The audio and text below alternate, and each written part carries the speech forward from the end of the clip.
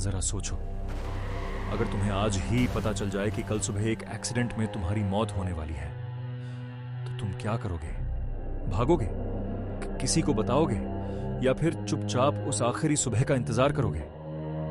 लेकिन सोचो, अगर ये बात तुम्हें किसी इंसान ने नहीं, एक किताब ने बताई हो, एक ऐसी किताब जो सिर्फ भविष्य नहीं बताती बल्कि मौत का समय भी लिख देती है। ये कहानी है एक भविष्य दिखाने वाली किताब की, एक ऐसी किताब जो जिसे भी पढ़ती है उसकी किस्मत का आखिरी पन्ना खुद लिख देती है। तो चलो, डर, रहस्य और किस्मत के इस खेल की शुरुआत करते हैं। कहानी शुरू करते हैं।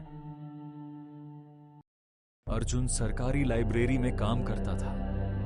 रात 10 बजे लाइब्रेरी बंद होती, लेकिन वो आखिरी 30 मिनट अकेला रहता, पुरानी किताबें साफ करने के लिए। उस रात सबसे ऊपरी शेल्फ पर धूल में सना एक काला चमड़े का बक्स रखा था, जिसे उसने कभी नोटिस नहीं किया था।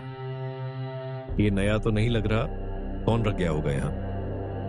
बॉक्स में एक पतली सी किताब थी, बिना नाम के, बिना लेखक के, सिर्फ सुनहरे अक्षरों में तुम्हारा भविष्य लिखा था।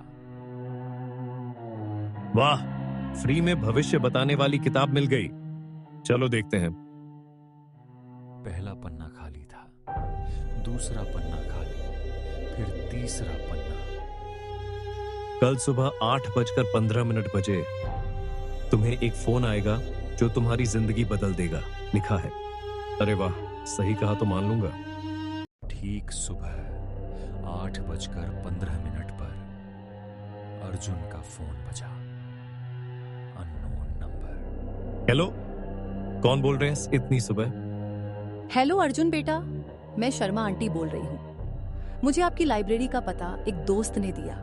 मुझे कल एक पुरानी किताब चाहिए, अर्जेंटली। शर्मा आंटी, वैसे किताब कौन सी चाहिए?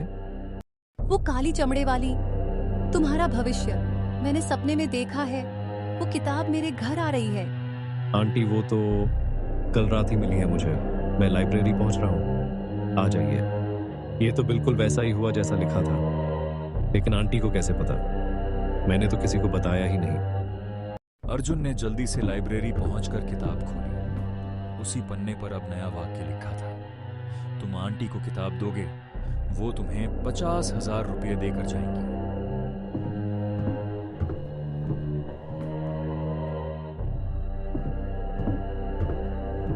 अर्जुन बेटा, किताब मिल गई ना?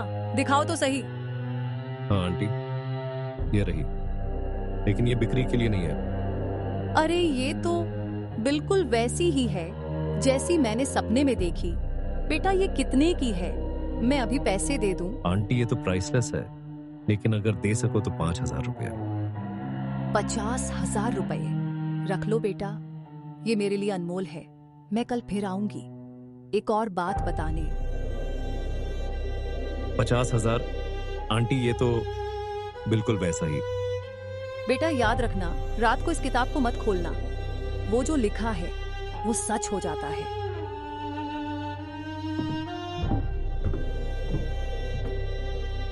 ये क्या हो रहा है?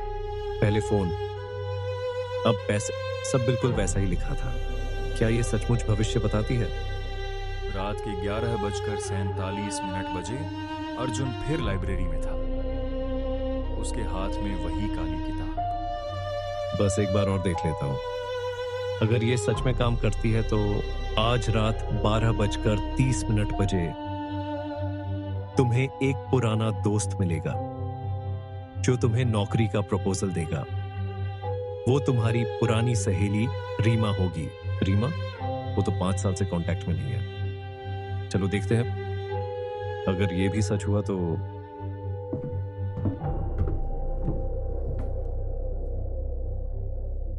अर्जुन, तू यहाँ? मैं ढूंढ रही थी तुझे 5 ईयर्स से। रीमा, तू यहाँ अभी? सुनना, मेरी नई कंपनी में वैकेंसी है, ग्राफिक्स डिजाइनर का, 8 लाख रुपए सालाना। मैं तेरे लिए रेफरेंस लेटर लेकर आई हूँ, कल इंटरव्यू है। रीमा, तू सच में बिल्कुल वैसा ही? रुक, तुझे कैसे पता चला कि अभी तक लाइब्रेरी बंद नहीं हुई है? मुझे एक पुरानी आंटी ने बताया। वो यहीं पास रहती है, शर्मा आंटी। अच्छा ठीक, मैं चलती हूँ, काफी रात हो गई है। ठीक है, कंपनी में मिलते हैं।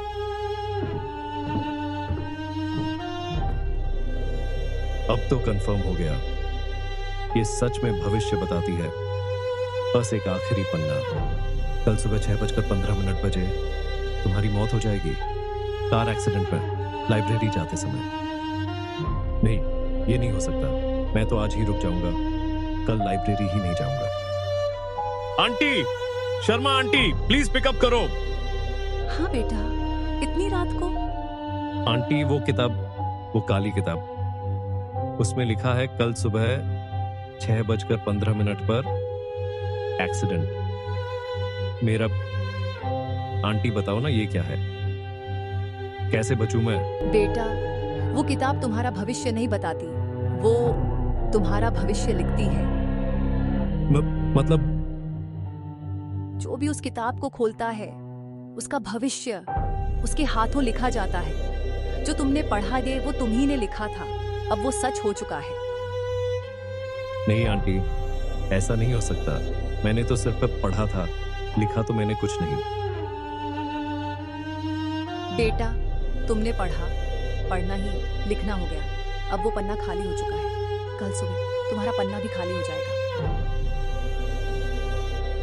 अर्जुन ने पूरी रात जागी, किताब को जलाने की कोशिश की, लेकिन आग लगी ही नहीं।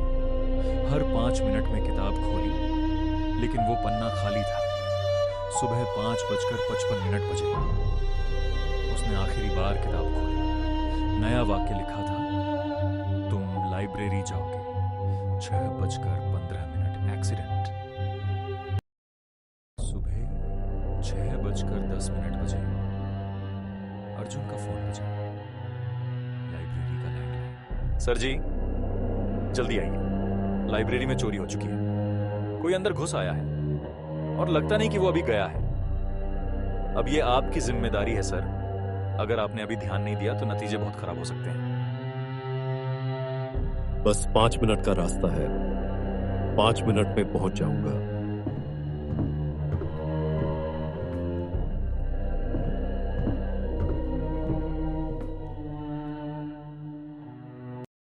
6:12 अर्जुन सड़क पर दौड़ रहा था, सांसें तेज थीं, जैसे वक्त पीछे छूट रहा हो। 6:13 ट्रैफिक सिग्नल पर अचानक रुक गया, लाल बत्ती। एक पल को उसने लाइब्रेरी की तरफ देखा।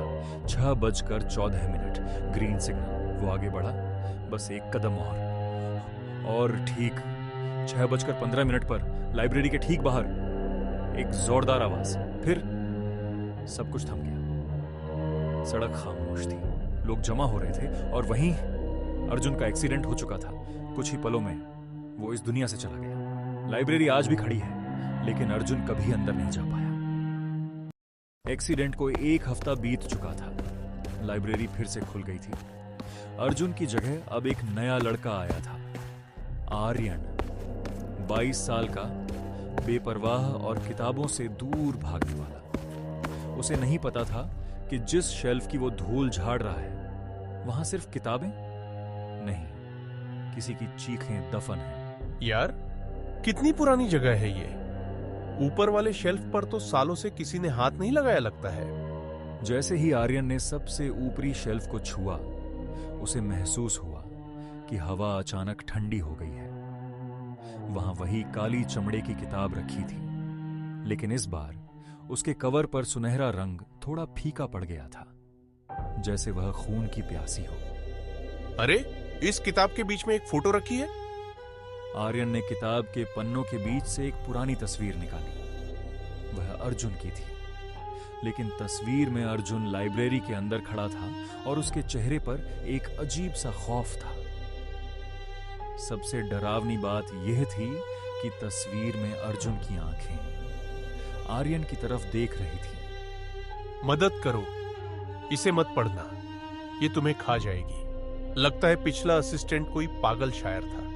जो भी हो, किताब तो खाली है। हेलो, सिटी लाइब्रेरी, बोलिए। बेटा, क्या तुम्हें वो मिल गई? कौन बोल रहा है? क्या बोल रहा है? वो किताब तुम्हारा भविष्य। देखो, उसका चौथा पन्ना अब खाली नहीं होगा। अर्जुन ने उसे अपने आंसुओं से भर दिया है। देखिए आंटी, मुझे ये मजाक पसंद नहीं। अर्जुन तो एक्सीडेंट में मर चुका है। वो मरा नहीं है बेटा, वो अब उस किताब का लेखक बन गया है। अब वो तुम्हारा भविष्य लिखेगा। आर्यन ने घबराकर किताब की तरफ देखा। किताब की मेज पर रखी होने के बावजूद उसके पन्ने ऐसे फड़फड़ा रहे थे जैसे कोई तेज तूफान आया हो।